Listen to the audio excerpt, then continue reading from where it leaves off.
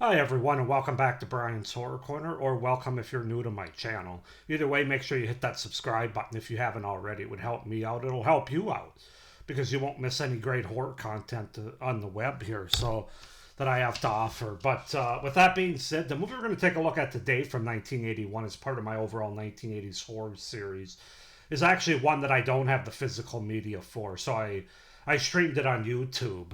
And that movie is the uh, Italian Zombie Exploitation movie Burial Ground, also known as Nights of Terror, The Zombie Dead, and Zombie 3. But we're gonna go with Burial Ground because that's what it was released at in America when it came out. So yeah, so let's go ahead and get into Burial Ground. Burial Ground is an Italian exploitation zombie movie directed by Andrea Bianchi. It is one of several films released under the alternative title of Zombie 3. So it opens with a scientist studying an ancient crypt near a grand mansion, accidentally unleashing an evil curse. The curse reanimates the dead buried in the area, and the zombies devour the scientists. Three jet set couples and the son of one of the women arrives at the mansion at the scientist's invitation. Rotting corpses quickly attack the guests as they begin rising from their graves. The group locks themselves in the mansion and the zombies begin their siege past nightfall. The zombies then start to display unusually high levels of intelligence, using tools, axes, chopping through doors, etc. One of the guests, George, tries shooting them but quickly runs out of bullets. Zombies then break into the mansion and attack the guests in the library. One of the guests, the young Michael, the kid, has become traumatized, and his mother, Evelyn, tries comforting him in another room. Michael, however, seems to be becoming sexually attracted to his mother and fondles her breasts while kissing her. Evelyn slaps him and he runs off screaming, "What's wrong? I'm your son." Michael then encounters the zombified Leslie, another guest, and stands still and stares at her while she shambles towards him, snarling and covered in blood. So yeah, I wonder what happens to him there. As far as the cast goes for Burial Ground, we have Karen Well as Janet, uh, Gianluigi Chirizi as Mark, Simon Matalia as James, Antonella Antinori as Leslie, Claudio Zuchet as Nicholas, Peter Bark or Pietro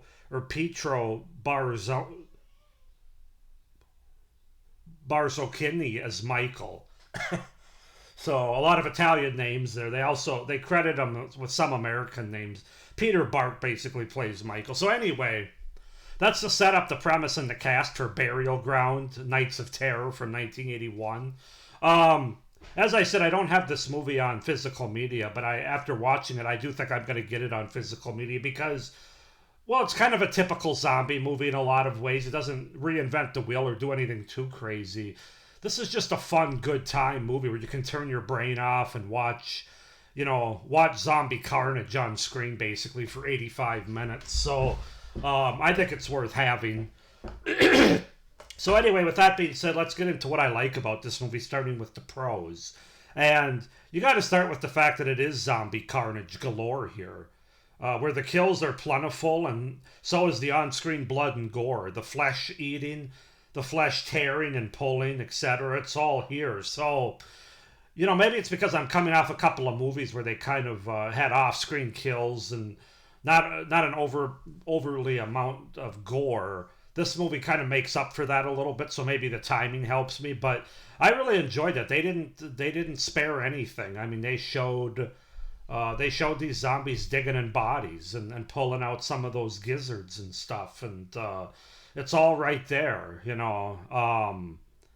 So yeah, the kills are just a lot of tearing and stuff, and there's a decapitation and things like that. So the kills aren't overly unique, but they're very effective, especially in terms of the gore. So that's really the first thing.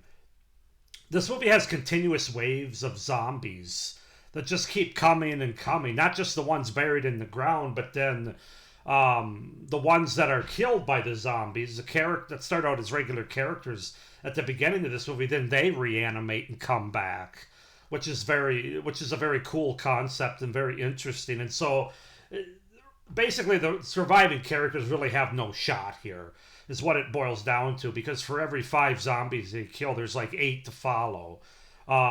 Just throwing those numbers out there. But I thought that was an effective thing in this movie. It really gives you a sense of claustrophobia for these characters. They really have nowhere to go. Whether they stay in the mansion, the zombies will break in because they show some intelligence, as I said when I described the plot of the film. Otherwise, if they eventually they let the zombies come in and then figuring they can get by them. But there's just so many, there's really no place to go.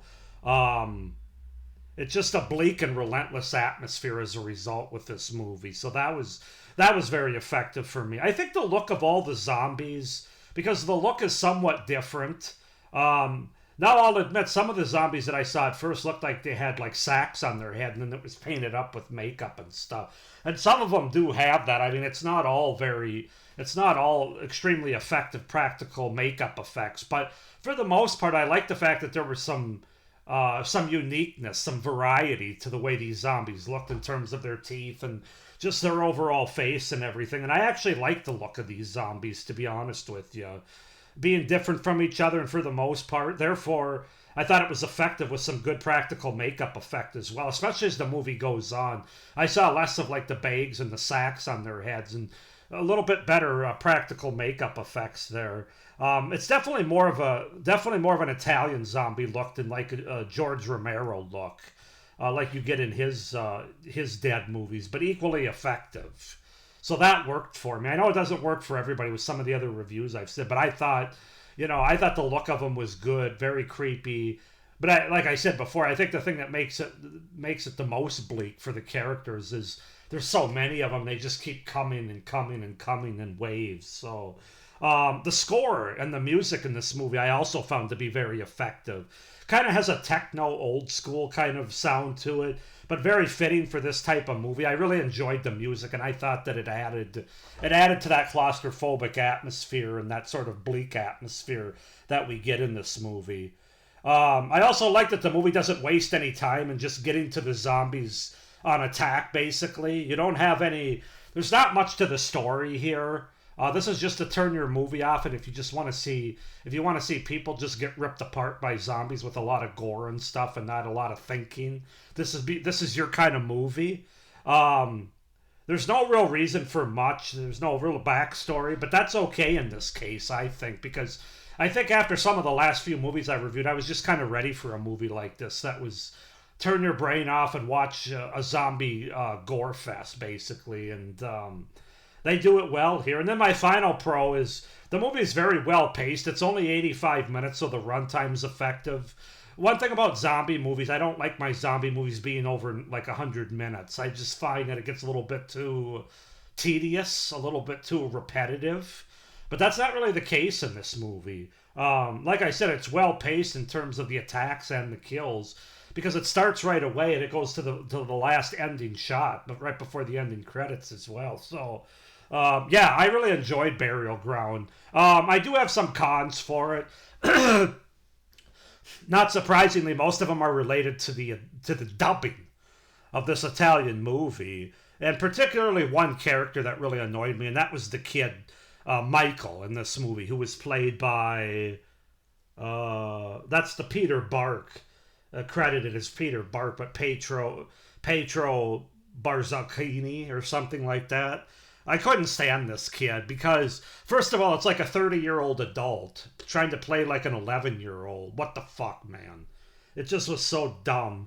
His dubbing is... I think his dubbing's actually worse than the movie I watched... A couple movies ago, I watched House by the Cemetery, and of course, Bob in that movie is everybody's big... cross to bear as far as the negative goes. And yeah, his dubbing was terrible, but I almost think for me that Michael was worse in this movie. And I also hated Michael's look more in this movie, because at least that was a kid in House by the Cemetery. This is like a how do I say this? If you're familiar with Children of the Corn, you know Isaac. I forget the actor that plays Isaac, and then he comes back in Isaac's Return. This is like a poor man's Isaac, this actor, in my opinion. that plays Michael here, but he's just one of those guys I wanted to punch in the face every time he was on camera. I think most of it has to do with his voice being dubbed by a middle-aged man and how annoying that is. Mama, mama, mama. Oh God, that was one thing that really took me out of this movie.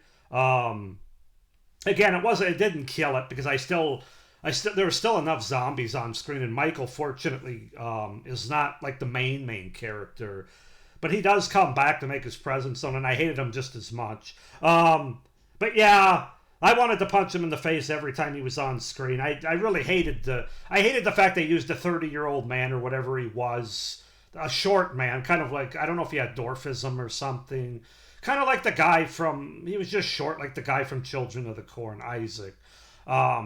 That annoyed me. But the voice, the dubbing, there's no getting around it how bad it is, and that's really the case for all of these actors in this movie. It's kind of got me to a point where I would rather just watch these Italian movies in Italian and then have it be subtitled. I know I'm probably on an island when it comes to that. A lot of people don't like subtitles, but in a movie like this, where you don't have a lot of dialogue and there's not a lot of story, I think we can get the gist of what's going on when zombies are ripping people's necks open and eating their body parts that they're digging out of their bodies. I don't think it really matters that it's in Italian. So this is a movie that frankly I'd like to watch in Italian with subtitles. Like I said, I know I go against the norm in that probably is, I think a lot of people don't like subtitles, but this movie makes it where I really don't like dubbing. I like it even less than I liked House by the Cemetery a couple movies ago when I reviewed that. So yeah, I would just prefer subtitles at this point, having watched this movie. Another con, the characters in this movie, besides just being stupid and making dumb decisions and being badly dubbed, they're as slow as the zombies moving in this movie, despite the fact that their lives are in jeopardy.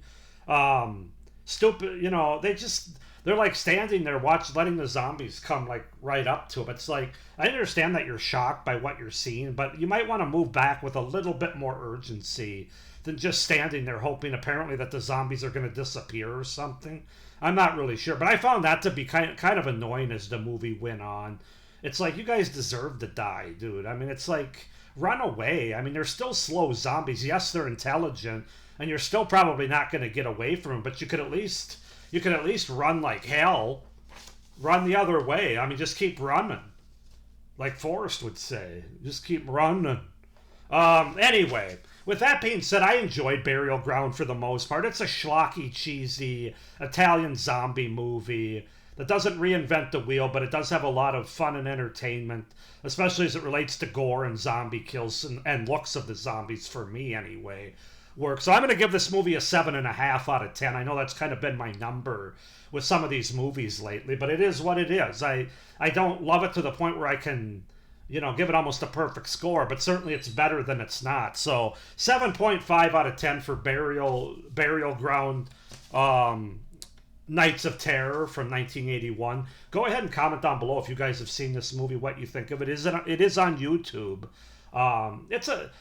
It looks good enough. I mean, I'm sure it's not as good as the version on Blu-ray that I'm hoping to get here. I'm hoping that the transfer's probably going to be better, I would imagine. But you can still check it out. It's not one of the worst looking movies on YouTube. So I would recommend checking it out if you're in the mood for a good zombie flesh movie. With that being said, please like this video, hit the little notification bell, and subscribe to my channel as I mentioned before so you don't miss any of my upcoming reviews for this 1981 series. We still have 7 movies to go. 1 more in April and 6 in May, the first half of May. And then, of course, I'll have my top 20 1981 horror movies of all time. Probably a few honorable mentions as well coming up the middle of May. But with all that being said, thank you for watching. I hope everybody's doing well. But as always, you know the drill. Stay scared. Bye.